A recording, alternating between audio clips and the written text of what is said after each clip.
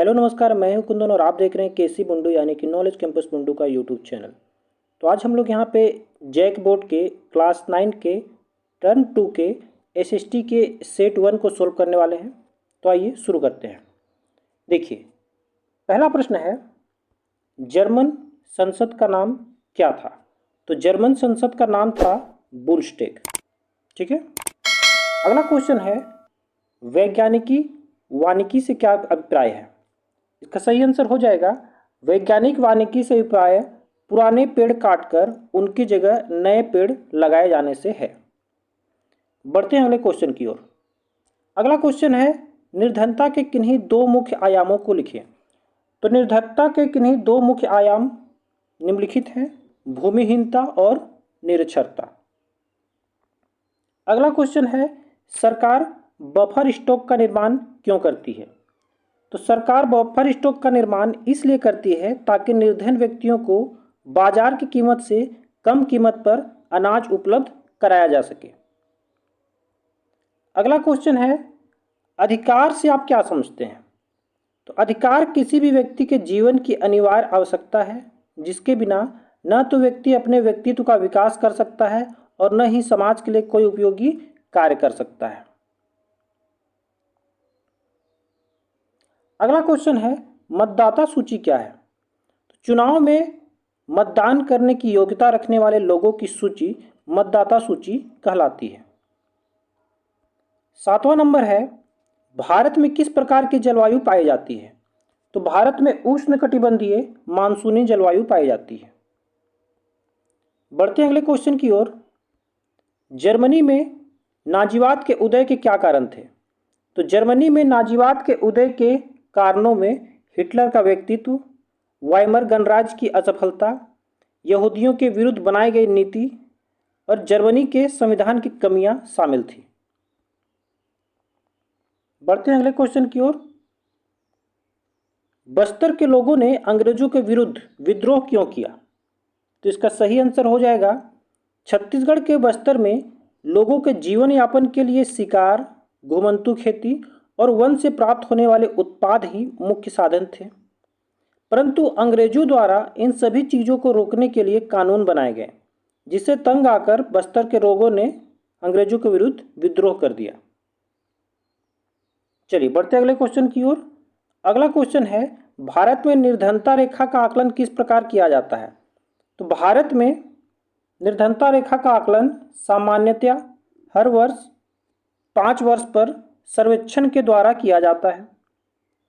यह सर्वेक्षण राष्ट्रीय प्रतिदर्श सर्वेक्षण संगठन द्वारा किया जाता है। निर्धनता का आकलन आय अथवा उपभोग स्तरों के आधार पर किया जाता है। यदि किसी व्यक्ति की आय इतनी कम हो जाए कि वह अपने मूलभूत आवश्यकताओं के भी पूर्ति कर पाने में असमर्थ हो तो उसे गरीब समझा जाता है। चलिए बढ़ते अगले क्वेश्चन की ओर। भारतीय खाद्य निगम यानी एफसीआई किसानों से अनाज कैसे खरीदता है? तो भारतीय खाद्य निगम भारत सरकार का एक उपक्रम है, जिसका कार्य किसानों से अनाज खरीदना और भंडारित करना होता है। भारतीय खाद्य निगम अनाज के अधिक उत्पादन करने वाले राज्यों में किसानों से उचित मूल्य पर अनाज खरीदते हैं, जिनका मूल्य पहले ही घोषित कर दी जाती है। इस मूल्य को न्यूनतम समर्थित मूल्य यानी कि एमएसपी कहते हैं। खरीदे गए अनाजों को भारतीय खाद्य निगम के खाद्य भंडारों में रखा जाता है। चलिए बढ़ते अगले क्वेश्चन की ओर। चुनाव को लोकतांत्रिक मानने का विभिन्न आधार क्या है? तो चुनाव को लोकतांत्रिक मानने के निम्नलिखित आधार हैं। पहला है, चुनाव में सभी व्यक्तियों को मत देने का अधिकार प्राप्त है और सभी के मतों का मूल्य समान है। दूसरा नंबर है, चुनाव में लोगों को किसी भी पार्टी या दल को चुनने की आज़ादी है। तीसरा है, नियमित अंतराल पर चुनाव कराए जाने चाहिए। और चौथा, चुनाव स्वतंत्र और निष्पक्ष ढंग से होने चाहिए। अगला है, संवैधानिक उपचारों का अधिकार से आप क्या समझते हैं? तो भारत के नागरिकों को भारतीय संविधान के द्वारा 6 मौलिक अधिकार प्राप्त हुए हैं। इसमें अनुच्छेद 32 के तहत प्राप्त मौलिक अधिकार संवैधानिक उपचारों का अधिकार है। इसे संविधान के अधिकार की आत्मा भी कहा जाता है, क्योंकि इसके सहयोग से न्यायपालिका द्वारा अन्य मौलिक अधिकारों की रक्षा की जाती है। अगर किसी व्यक्ति के मौलिक अधिकार का हनन किया जाता है तो वह व्यक्ति संवैधानिक उपचारों के अधिकार के तहत उच्च न्यायालय और सर्वोच्च न्यायालय की शरण में जा सकता है। अगला क्वेश्चन है, भारत की जलवायु को प्रभावित करने वाले कारक कौन कौन से हैं? तो भारत की जलवायु को प्रभावित करने वाले कारक निम्न हैं। पहला, स्थिति एवं अक्षांशीय विस्तार। दूसरा, स्थल की समुद्र से दूरी।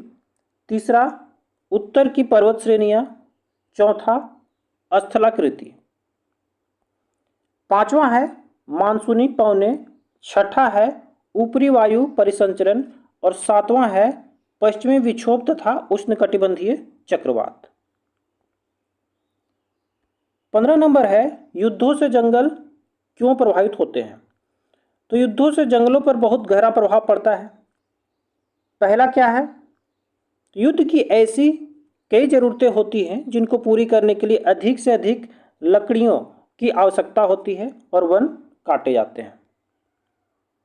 दूसरा नंबर है, युद्ध के अवसर का लाभ उठाकर जंगलों को लोग काटकर खेती का विस्तार करते हैं। तीसरा पॉइंट है, युद्ध के समय सरकारें लकड़ी के विशाल भंडार को खुद ही जला देती है ताकि शत्रु इनका उपयोग ना कर सके। निर्धनता को दूर करने के लिए सरकार द्वारा शुरू किए गए किन्हीं 3 निर्धनता उन्मूलन कार्यक्रमों का वर्णन कीजिए। तो इसका सही आंसर हो जाएगा, देखिए, निर्धनता को दूर करने के लिए सरकार द्वारा कई कार्यक्रम चलाए जा रहे हैं, जिनमें से 3 कार्यक्रम निम्न है। पहला है राष्ट्रीय ग्रामीण रोजगार अधिनियम 2005। इस अधिनियम के तहत 200 जिलों में प्रत्येक ग्रामीण परिवार को वर्ष में 100 दिन रोजगार देने का नियम बनाया गया है। दूसरा योजना है राष्ट्रीय काम के बदले अनाज कार्यक्रम। यह कार्यक्रम देश के सभी अधिक पिछड़े 150 जिलों में 2004 में लागू किया गया था। यह कार्यक्रम उन सभी ग्रामीण निर्धनों के लिए लागू किया गया है जिन्हें मजदूरी जैसे रोजगार की आवश्यकता है। और तीसरी योजना है प्रधानमंत्री रोजगार योजना। इस योजना में मुख्य उद्देश्य यह है कि ग्रामीण क्षेत्रों और छोटे शहरों में शिक्षित बेरोजगारों के लिए स्वरोजगार के अवसर उपलब्ध कराना है। यहाँ पे लघु व्यवसाय और उद्योग स्थापित करने में उनकी सहायता की जाती है। अगला क्वेश्चन है, भारत में चुनाव आयोग की भूमिका का वर्णन करें। तो भारत में चुनाव आयोग की भूमिका बहुत महत्वपूर्ण है। चुनाव आयोग के पास कानूनी अधिकार के साथ साथ कुछ न्यायिक अधिकार भी हैं, जिसके तहत चुनाव आयोग अपने कार्यों को सुचारू रूप से कर पाता है। भारत में संविधान की अनुच्छेद 324 के तहत संसद, राज्यों के विधानसभा, भारत के राष्ट्रपति और उपराष्ट्रपति के चुनाव के अध्यक्षण और निर्देशन और नियंत्रण की शक्ति चुनाव आयोग में निहित है। चुनाव आयोग के मुख्य कार्यों में राजनीतिक दलों के लिए चुनाव चिन्ह उपलब्ध कराना, मतदाता सूची तैयार करना, शांतिपूर्ण और सही ढंग से चुनाव कराना शामिल है।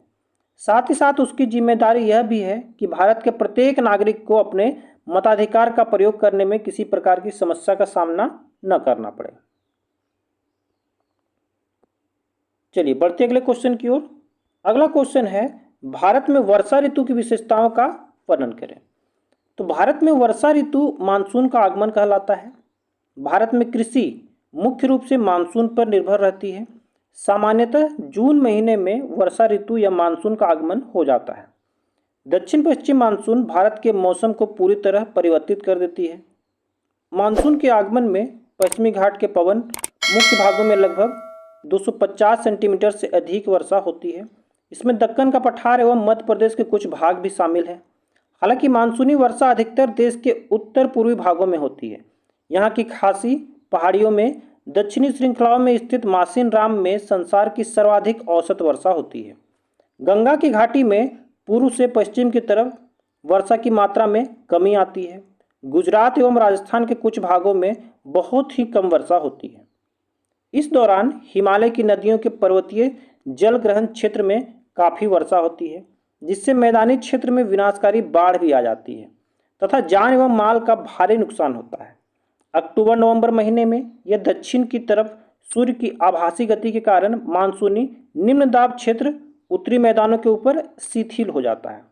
इस कारण यह धीरे धीरे पीछे की तरफ हटने लगते हैं और अक्टूबर की शुरुआत में मानसूनी पवनें उत्तरी मैदान से पीछे हट जाती हैं। तो इस तरीके से हम लोग यहाँ एसएसटी के सेट 1 के क्वेश्चन को सारा सोल्व कर लिए हैं। ठीक है, आगे भी इस प्रकार के अन्य वीडियो में लेकर आऊँगा। आपको वीडियो कैसा लगा हमारे कमेंट बॉक्स में अवश्य लिखिए। इसका PDF चाहिए तो आप हमसे कॉन्टैक्ट कर सकते हैं। ठीक है, आज के लिए इतना ही करते हैं। अगर आपको वीडियो अच्छी लगी हो तो प्लीज़ चैनल को सब्सक्राइब और वीडियो को लाइक और शेयर अवश्य कर दें। धन्यवाद।